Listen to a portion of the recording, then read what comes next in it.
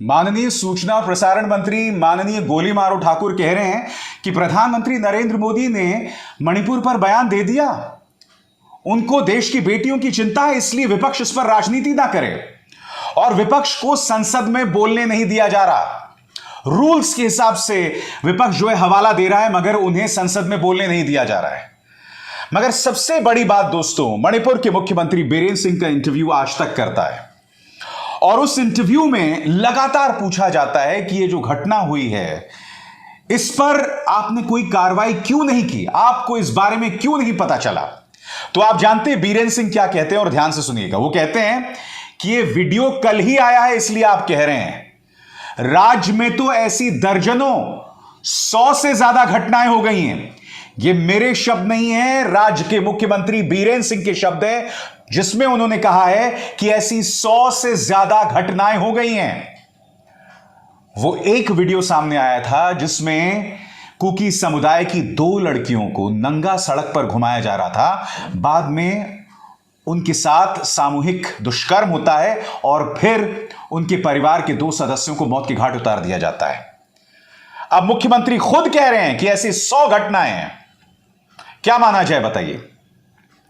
अब भी बीरेन सिंह जो है अपने पद पर बने रहेंगे और प्रधानमंत्री जिनके बारे में माननीय गोली मारो ठाकुर कह रहे थे कि उन्होंने मणिपुर पर कह दिया, क्या आप जानते हैं प्रधानमंत्री नरेंद्र मोदी ने उस मुद्दे पर मणिपुर के मुख्यमंत्री बीरेन सिंह से कोई जवाबदेही नहीं मांगी, देश के गृह मंत्री से कोई जवाबदेही नहीं मांगी।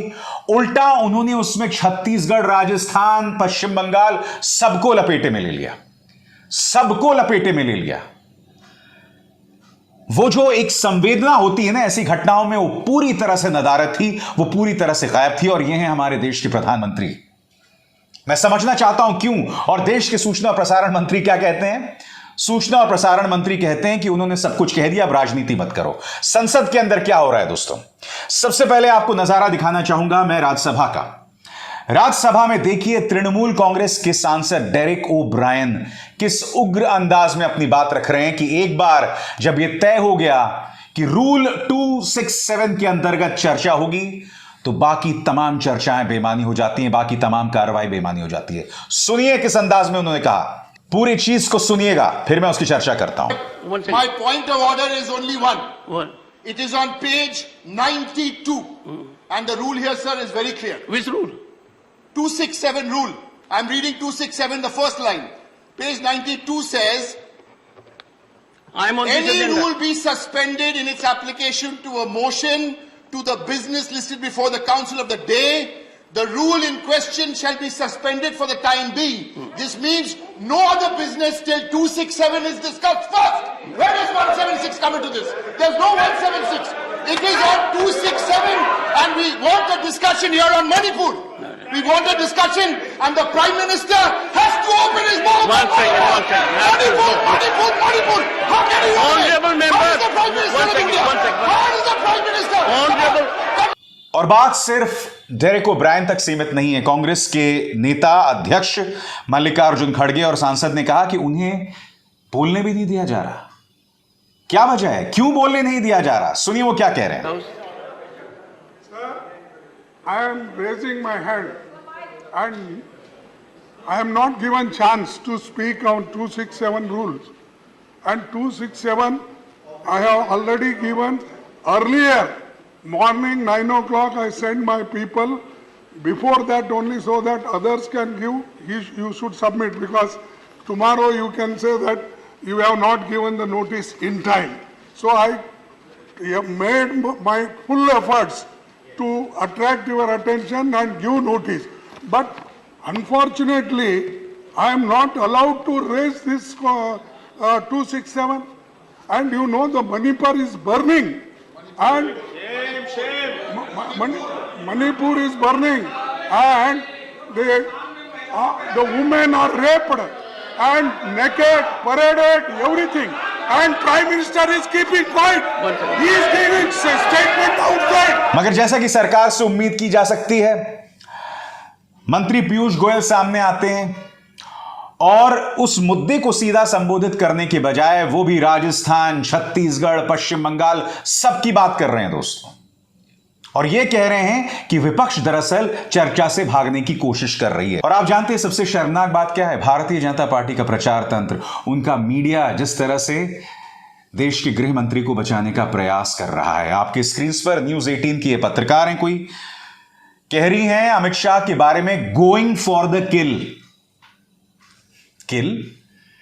मणिपुर के दौरान इस किल शब्द का क्यों इस्तेमाल किया जा रहा है? और जिस व्यक्ति की जवाबदेही तय की जानी चाहिए उसके बारे में कहा जा रहा है गोइंग फॉर द किल। शर्म आती है अंबानी की न्यूज चैनल के इन पत्रकारों को। और बात यहां नहीं है, एक और पत्रकार हैं जिनके बारे में स्वर्गीय राजीव त्यागी ने बहुत ही ऐतिहासिक शब्द कहे थे।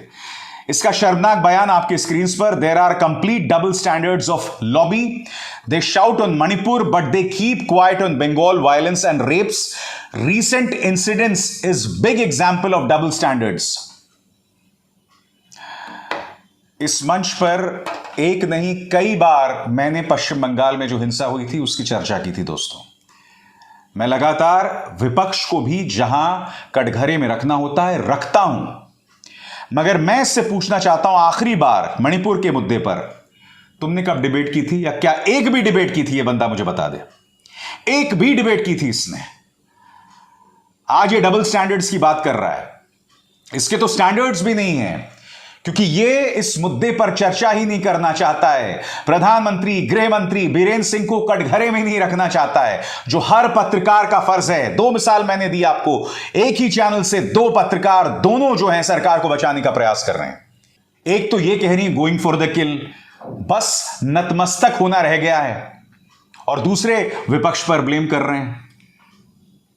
दोस्तों जाहिर सी बात है कांग्रेस ने इस मुद्दे पर उग्र तेवर अपनाया है। क्या कह रही हैं सुप्रिया सुनीत और पवन खेरा? सुप्रिया सुनीत का आपका बयान। प्रधानमंत्री मोदी सत्र शुरू होने से पहले 8 मिनट 25 सेकंड बोले और उनके पास मणिपुर के लिए सिर्फ 36 सेकंड थे। मणिपुर पर बोलने के बजाय आप राजस्थान और छत्तीसगढ़ पर ताने देने लगे।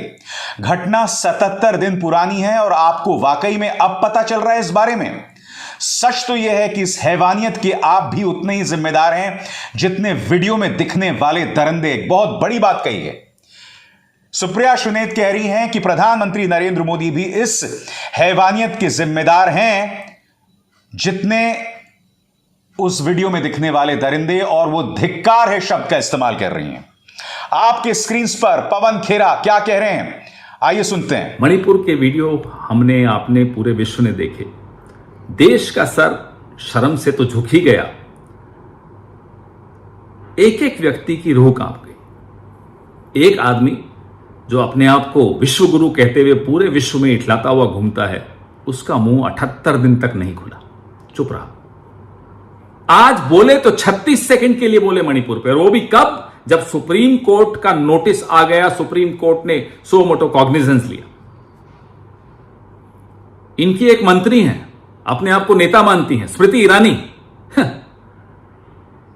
कल जब सोशल मीडिया से बहुत उनको ताने मिलने शुरू हुए, तब जाकर रात को उन्होंने एक ट्वीट किया मणिपुर पे, और आज सुबह गलती सुधारने के लिए राजस्थान पे भी ट्वीट कर दिया कि राजस्थान में जो बलात्कार हुआ उसका राष्ट्रीय महिला आयोग ने कॉग्निजेंस लिया। अरे आप क्या कॉग्निजेंस लेंगी? वहां के मुख्यमंत्री, वहां की सरकार गिरफ्तार कर चुकी है आपके अखिल भारतीय विद्यार्थी परिषद के तीनों कार्यकर्ताओं को। वो धर्मपाल हो, वो समंदर हो, वो भट्टम सिंह हो, तीनों को गिरफ्तार कर चुकी हैं जिन्होंने ये बलात्कार किया था। तो आप बैठे रहिए। प्रधानमंत्री जी जबान चलाने से देश नहीं चला करते हैं। देश चलाने के लिए, देश का नेता बनने के लिए दिल होना चाहिए, और दिल में देश के लिए एक जगह होनी चाहिए। वो दिल देश के लिए धड़कना चाहिए। माफ कीजिएगा, आपका दिल इस देश के लिए नहीं धड़कता। बिल्किस बानो पे जो चुप रहे वो मणिपुर पे क्या बोलेंगे? नहीं चाहिए इस देश को विश्व गुरु। इस देश को प्रधानमंत्री चाहिए, एक ऐसा नेता चाहिए जिसका दिल हो, और वो दिल भारत के लिए, इंडिया के लिए धड़कता हो। आप तो भारत और इंडिया में भी विभाजन करा रहे हैं। ये विभाजन की राजनीति जो आपकी है, आज उसी का खामियाजा पूरा देश भुगत रहा है, मणिपुर भुगत रहा है। देश लानत भेज रहा है आज आपकी सरकार पर। अभी 1 साल बचा है। इस देश को और गर्त में दाने से रोकिए। अपनी इस बांटने वाली राजनीति को बंद कीजिए, इस पर विराम लगाइए, नहीं तो देश का इतिहास आपको कभी कभी कभी माफ नहीं करेगा। You will be relegated in the dustbin of India's history. तो पवन खेरा का कहना है, माफ कीजिए प्रधानमंत्री, आपका दिल जो है इस देश के लिए नहीं धड़कता। दोस्तों, मगर मैं आपका ध्यान खींचना चाहूंगा मेरी पत्रकार मित्र रोहिणी सिंह के इस ट्वीट की तरफ। अंग्रेजी में है, बहुत कुछ कहता है ये ट्वीट। इससे पता चलता है कि इनका प्रचार तंत्र अंदर से किस कदर गल गया है। इनके अंदर थोड़ी सी भी संवेदना नहीं है, क्योंकि ऐसी आपको ढेरों मिसाल मिल जाएंगी ट्विटर और फेसबुक पर, जो बलात्कारियों के किए को जायज ठहरा रहे हैं। क्या कह रही है रोहिणी?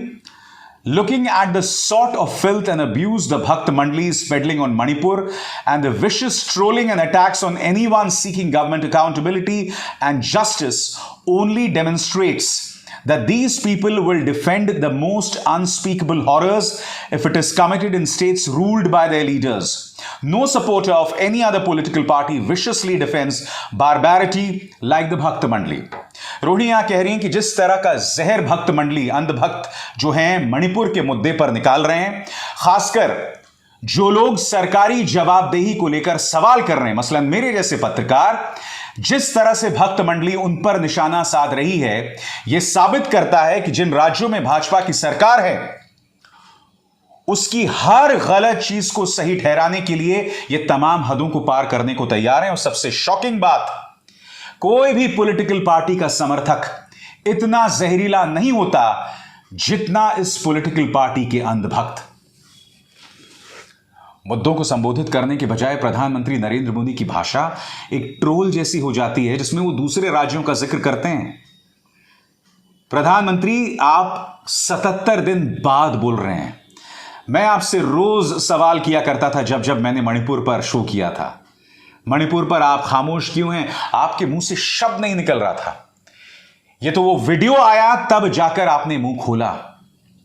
आपकी महिला बाल विकास कल्याण मंत्री का सिर्फ एक काम है, राहुल गांधी को ट्रोल करना, और उसके अलावा कुछ नहीं। सच तो यह है, आज आपने बतला दिया है कि यह जो नारा है ना, एक अकेला सब पर भारी, यह बेईमानी है। यह कहीं ना कहीं जोड़ रहा है आपकी छवि को कायरता से। मैं आपको बताता हूं क्यों। क्योंकि जब असली मुद्दे आते हैं तो आप पीछे हो जाते हैं, आप चुप हो जाते हैं। आप पूर्व प्रधानमंत्री मनमोहन सिंह को मौन मोहन सिंह कहते थे। कम से कम वो प्रेस कॉन्फ्रेंसेस किया करते थे, मुद्दों पर बोलते थे। आप ना चीन पर बोलते हैं, ना ब्रजभूषण शरण सिंह पर कुछ कहते हैं, ना बाढ़ पर कुछ कहते हैं। मणिपुर पर आपने सिर्फ इसलिए कहा क्योंकि एक वीडियो सामने उभर कर आ गया था, वो तस्वीर जो दुनिया भर में भारत को शर्मसार कर रही थी। दोस्तों, एक बात बता दूं, और ये बात बहुत ध्यान से सुनिएगा। जो वीडियो सामने उभर कर आया है वो है कुकी समुदाय की 2 महिलाओं पर अत्याचार को लेकर। मगर मैंने इंटरनेट पर ऐसे कुछ वीडियोस देखे हैं जिसमें मैतेई समुदाय के साथ जो अत्याचार हुआ है। मसलन एक वीडियो मैंने दिखा था, जो जाहिर सी बात है मैं आपको नहीं दिखा सकता, क्योंकि इस मंच पर सिद्धांत के तौर पर हिंसा, बलात्कार से जुड़ी जो वीडियोस हैं वो नहीं दिखाई जाएंगी। वो वीडियो मैंने देखा दोस्तों, और उस वीडियो में दावा किया गया है सड़क के आसपास मैतेई समुदाय के लोगों की लाशें बिखरी पड़ी हैं, और कुकी समुदाय से जुड़ा कोई व्यक्ति उसका वीडियो ले रहा है और खुश हो रहा है। अत्याचार दोनों के साथ हुआ है और सरकार उस अत्याचार को रोकने में नाकाम रही है। यकीनन निशाना इस वक्त कुकी समुदाय के लोगों पर है, क्योंकि वो माइनॉरिटी में है। मगर इसका मतलब यह नहीं कि मैतेई समुदाय के लोगों पर हमले नहीं हो रहे हैं, उन पर भी हमला हो रहा है। मगर इस मुद्दे को कुकी बना मैतेई बनाने की जरूरत नहीं है। हिंसा का शिकार दोनों हैं, मरहम की जरूरत दोनों को है। मगर माफ कीजिएगा, देश के गृह मंत्री और देश के प्रधानमंत्री के पास मरहम नहीं है। इनके पास सिर्फ राजनीति है, इनके पास सिर्फ जरिया है विपक्ष पर निशाना साधने का, बस। इनके पास वो वाहियात पत्रकार हैं जो सवाल नहीं करते हैं। क्या गजब का टूल किट था ना दोस्तों। रात को स्मृति ईरानी जो है करीब बहुत देर रात ट्वीट करती हैं, वो भी राहुल गांधी के ट्वीट के बाद। फिर अचानक मैं देखता हूं 3 पापा की परियां जो हैं, 2 पापा की परियां राती को उसी वक्त के आसपास ट्वीट करती हैं, वही 11:30 12:30। फिर अगले दिन एक और पापा की परी जिसने एक बार अपने नाम के साथ मोदी लगा दिया था, वो भी ट्वीट करती हैं। कहने का अर्थ यह दोस्तों कि बाकायदा एक टूल किट काम कर रहा है। जब तक मोदी जी की तरफ से आदेश नहीं आएगा, ये लोग भारतीय जनता पार्टी शासित किसी राज्य पर कोई टिप्पणी नहीं करने वाले। ये लोग सब अपनी नौकरी बचा रहे हैं, और न सिर्फ नौकरी बचा रहे हैं, समानांतर तौर पर इनके कई ऐसे काम चल रहे हैं, क्योंकि अगर इन्होंने सवाल करना शुरू किया तो वो काम बंद हो जाएंगे। कई ऐसे पत्रकार हैं जिनके खिलाफ आरोप हैं गंभीर, अगर उन्होंने सरकार से सवाल करना शुरू कर दिया तो फिर से तिहाड़ जाना पड़ेगा उन्हें। ऐसे लोगों में कहां से हिम्मत होगी, आप खुद बताइए। अभिसार शर्मा को दीजिए इजाजत। नमस्कार। स्वतंत्र और आजाद पत्रकारिता का समर्थन कीजिए, सच में मेरा साथी बनिए। बहुत आसान है दोस्तों, इस ज्वाइन बटन को दबाइए और आपके सामने आएंगे ये 3 विकल्प, इनमें से एक चुनिए और सच के इस सफर में मेरा साथी बनिए।